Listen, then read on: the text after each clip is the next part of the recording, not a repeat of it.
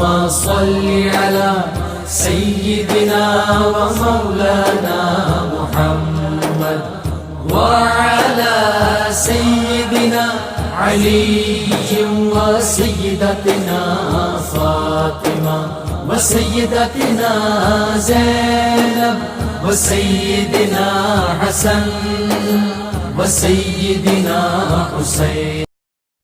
اعوذ باللہ من الشیطان الرجیم. بسم اللہ الرحمن الرحیم. الحمد للہ رب العالمین والصلاة والسلام علی اشرف الانبیاء والمرسلین واہل بیتہ الطیبین الطاہرین المعصومین. اما بعد. سورہ مبارکہ بنی اسرائیل آیت نمبر 18 سے آیت نمبر 29 18 to 29. ارشاد پروردگار ہوتا ہے من کانا یرید العاجلہ، جو اس دنیا کا طالب ہو، اجلنا لہ فیہا ما نشاء، اسے ہم اسی دنیا میں دے دیتے ہیں، لمن نرید، جسے ہمیں دینا ہوتا ہے. یعنی اگر کسی نے اپنا پورا فوکس اسی دنیا کو کیا ہوا ہے تو اگرچہ یہ پسندیدہ نہیں ہے، دنیا اور آخرت دونوں کو اگر جمع کرنے کی کوئی کوشش کرے یہ تو بہت پسندیدہ ہے. جسے اس آیت میں بھی جو دعائیہ انداز میں رکھی گئی ہے سورہ بقرہ کے اندر سمجھایا گیا کہ آتنا فی الدنیا حسنہ، ہمیں دنیا کی اچھائیاں بھی عطا کر، اور فی الآخرت حسنہ، اور آخرت کی اچھائیاں بھی عطا کر. لیکن اگر کوئی ایسا ہے کہ رضوا بالحیات الدنیا واطمأنوا بہا، کہ وہ دنیا کی زندگی ہی سے راضی ہو گیا اور اسی پر مطمئن ہو کر بیٹھ گیا، تو بظاہر ہے کہ اس کا آخرت پر فوکس نہیں ہے، اس کا کل فوکس دنیا ہی کے اوپر ہے. تو کیا دنیا میں اس کی گئی ساری کوششیں جو دنیا میں دنیا کے حصول کے لیے وہ کر رہا ہے وہ ضائع ہو جائیں گی؟ ایسا نہیں ہوگا. پروردگار عالم یہیں پر اس بات کو بیان کر رہا ہے کہ اگر کسی نے دنیا کو طلب کیا ہے، دنیا کا اگر کوئی طالب ہے تو ہم اسے دے دیتے ہیں اس دنیا کے اندر بھی. عاجلہ اسی سے کے لیے کہا گیا. اور کتنا دے دیتے ہیں؟ کیا ساری کوششیں اس کی کلک کر جائیں گی؟ یہ نہیں ہوگا. جتنا ہم چاہیں گے ہم دنیا کے اندر بھی اسے دے دیں گے. ثم جعلنا لہ جہنم، پھر اس کے لیے دوزخ قرار دیتے ہیں. اس لیے کہ جب آخرت اس کے پیش نظر ہے ہی نہیں تو اس نے کوئی کام بھی آخرت کے لیے تو کیا نہیں ہے، تو دنیا ہی کے لیے سب کچھ کیا ہے، تو جو تھوڑا بہت دینا ہوگا وہ ہم دنیا ہی کے اندر اس کو دے دیں گے. اور آخرت میں اس کے لیے پھر جہنم ہے. یصلاھا مذموما مدحورا، جس کی گرمی وہ مذمت اور لعنت میں گرفتار ہونے کے عالم میں برداشت کرے گا. اسی کے اندر اس کو داخل کر دیا جائے گا اور وہ اس کو برداشت کرے گا. یعنی اس کا انجام پھر بہت برا ہے. اب اس کے بعد جو سائملٹینیس ایک کانٹراسٹ ہونا چاہیے تھا وہ یہاں پر بیان ہو رہا ہے. وَمَنْ أَرَادَ الْآخِرَةَ، اور جو آخرت کا ارادہ کرے، وَسَعَى لَهَا سَعْيَهَا، اور اس کے لیے کوشش بھی کرے، وَهُوَ مُؤْمِنٌ، اور وہ مومن بھی ہو. یہ تین چیزیں یہاں پر آ گئیں. آخرت کی طلب بھی ہو، اور طلب صادق ہو، اس کے لیے ایفرٹ بھی ہو، صرف تمنائیں نہ ہو، اور پھر وہ مومن بھی ہو.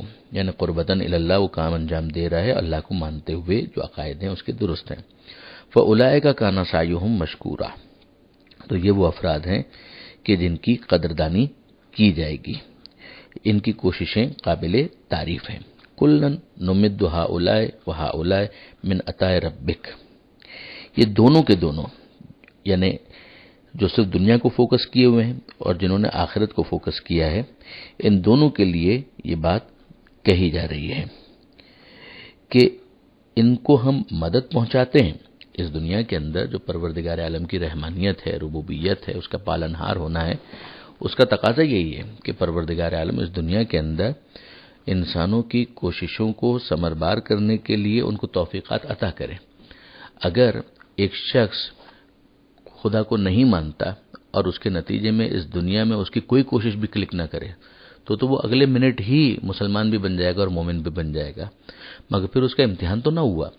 امتحان کا تو تقاضا یہی ہے کہ انسان جو کوششیں اور ایفرٹس کر رہا ہے، اگر وہ لمیٹڈ اسکوپ کے ساتھ کر رہا ہے تو اس میں بھی اس کو کچھ نہ کچھ مدد دی جائے تاکہ امتحان مکمل طور پر ہو سکے. اور پھر اس کے بعد ساتھ ساتھ اس کو موقع ملے کہ وہ غور کرے کہ کون ہے کہ جو مجھے یہ توفیق دے رہا ہے کہ میں دنیا کے لیے بھی جو کوششیں کر رہا ہوں وہ کلک کیسے ہو پا رہی ہیں. اس میں جب وہ اس غیبی مدد اور توفیق کا اندازہ کرتا ہے تو یہ خود ایک مقدمہ بنتا ہے کہ کبھی وہ راہ راست پر آ سکے. تو پروردگار عالم یہ ارشاد فرماتا ہے کہ وہی ربوبیت اور رحمانیت ہے کہ ہم ان دونوں کی مدد کرتے ہیں، ہؤلاء و ہؤلاء من عطاء ربک، تمہارے رب کی عطا کا تقاضا یہی ہے، وما کان عطاء ربک محظورا، اور تمہارے رب کی جو عطا ہے اس کے اوپر کوئی پابندی نہیں ہے۔ انظر، ذرا دیکھو، کیف فضلنا بعضهم علی بعض، ہم نے کیسے بعض کو بعض پر فضیلت دی ہے، وللآخرۃ اکبر درجات و اکبر تفضیلا، اور آخرت میں درجات کا اور فرق ہوگا، فضیلتوں کا اور فرق ہوگا۔ اب دنیا کے اندر جو فرق ہے اس فرق کے پیچھے کوئی کارنامہ ہو، یہ کوئی ضروری نہیں ہے۔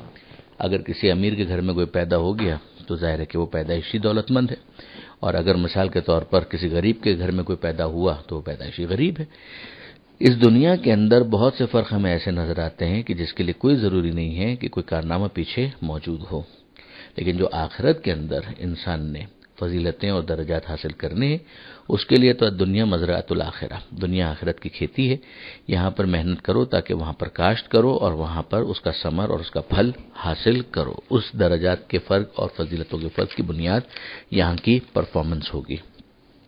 لا تجعل مع اللہ الہا آخر، اللہ کے سوا کسی کو خدا مت قرار دو، فتقعد مذموما مخذولا، ورنہ مذمت میں گرفتار ہو جاؤ گے، بے بسی کے ساتھ اور بے کسی کے ساتھ تمہیں بیٹھنا پڑے گا، یعنی پچھتانا پڑے گا، ذلت کا سامنا کرنا پڑے گا۔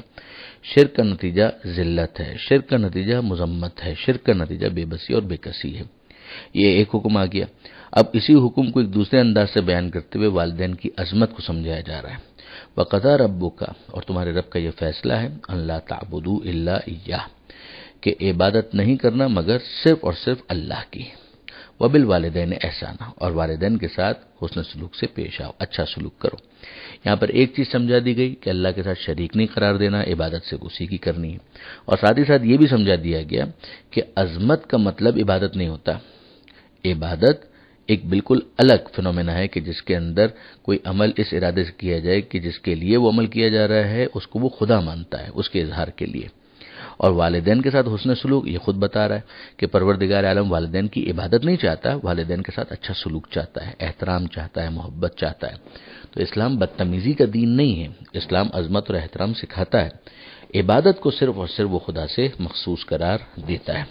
اب یہ جو والدین کے ساتھ حسن سلوک کی بات آئی ہے اس کو مزید آگے ایکسپلین کیا گیا ہے۔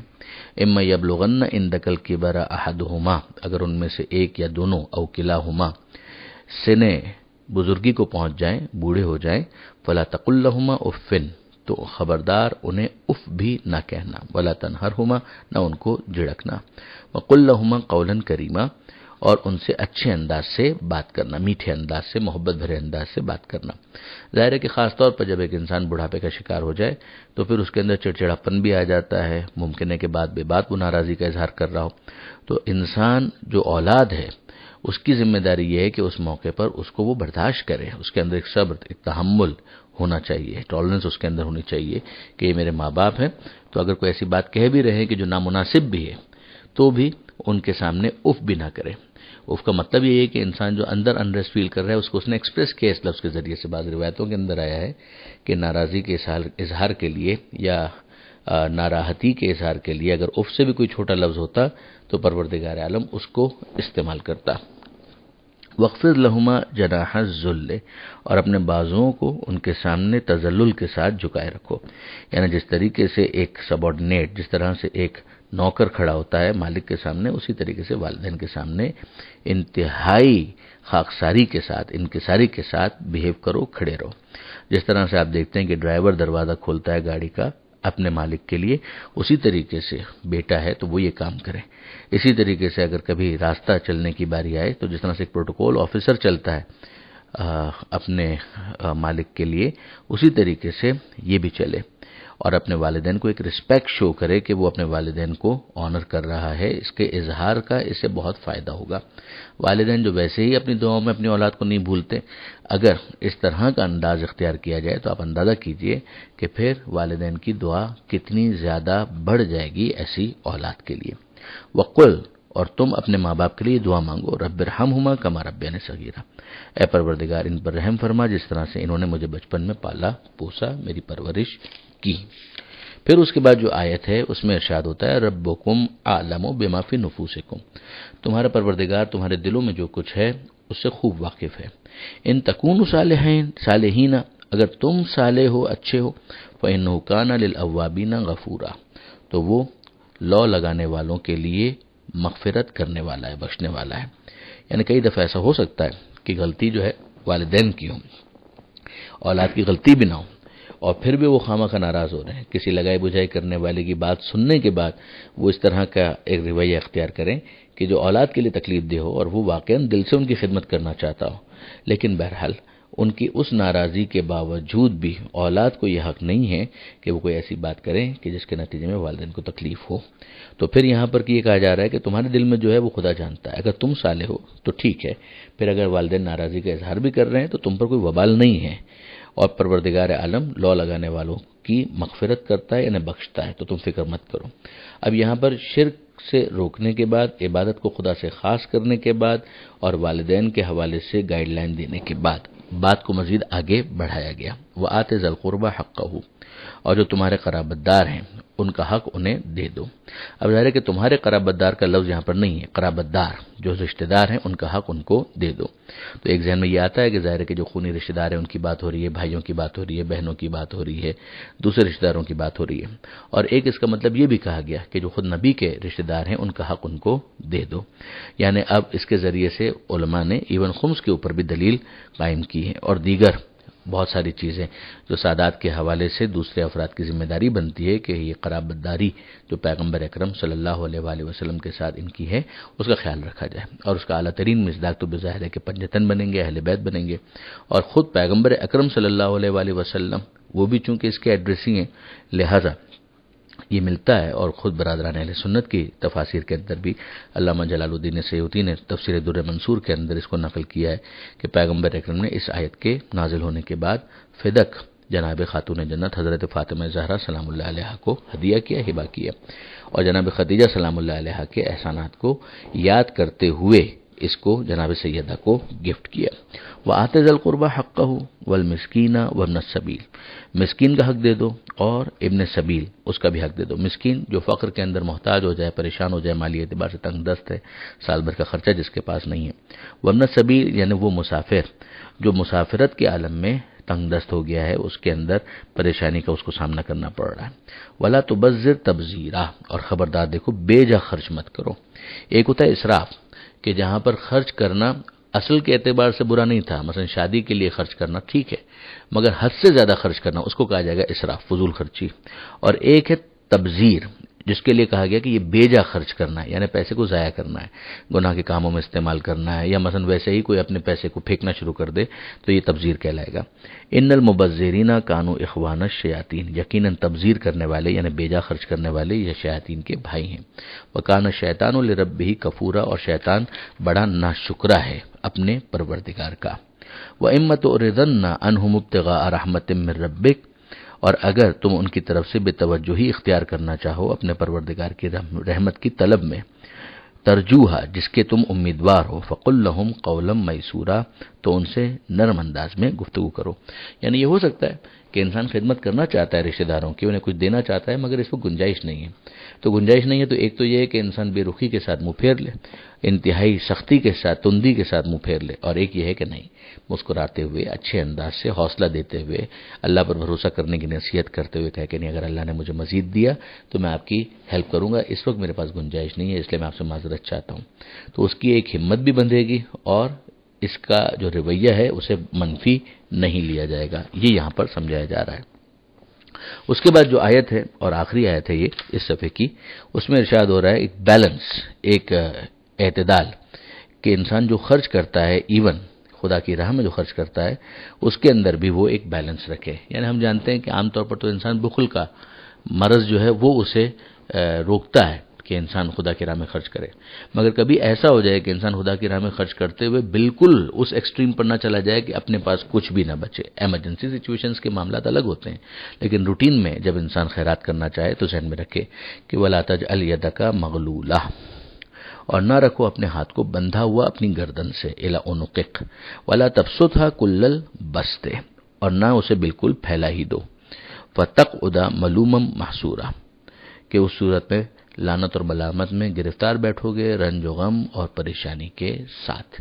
یعنی پھر انسان کو افسوس ہوگا کہ یہ تو میں نے سبھی خرچ کر دیا تو اب میرے پاس کچھ بھی نہیں بچا. بے شک وہ خدا کی راہ میں خرچ کیا ہے، قربتاً اللہ خرچ کیا ہے، تو اللہ اس سے راضی ہوگا، مگر یہ بھی نہ ہو جائے کہ انسان اس کے اندر لمٹس کو کراس کرے. تو خیرات کے اندر بھی اور نیکی کے کاموں میں پیسہ خرچ کرتے ہوئے بھی اس بات کو ذہن میں رکھے کہ جو امیجیٹ اس کی ذمہ داریاں ہیں، اس کے اپنے ماں باپ ہیں، اس کے والدین ہیں، اس کے بیوی بچے ہیں، ان کا خرچہ اس کے پاس ہونا چاہیے. اتنا وہ اپنے پاس بچت رکھے کہ ایسا نہ ہو کہ دوسروں کے فقر کو دور کرتے کرتے وہ خود فقیر بن جائے، یہ نہ ہو، اور بخل اس کی طرف بھی نہ جائے. ایک بیلنس وہ اپنی زندگی کے اندر قائم رکھے. پروردگار عالم سے دعا ہے قرآن پڑھنے، سمجھنے اور عمل کی توفیق عطا فرما، اور وارث قرآن امام زمانہ کے ظہور میں تعجیل فرما. وآخر دعوانا ان الحمد للہ رب العالمین. والسلام علیکم.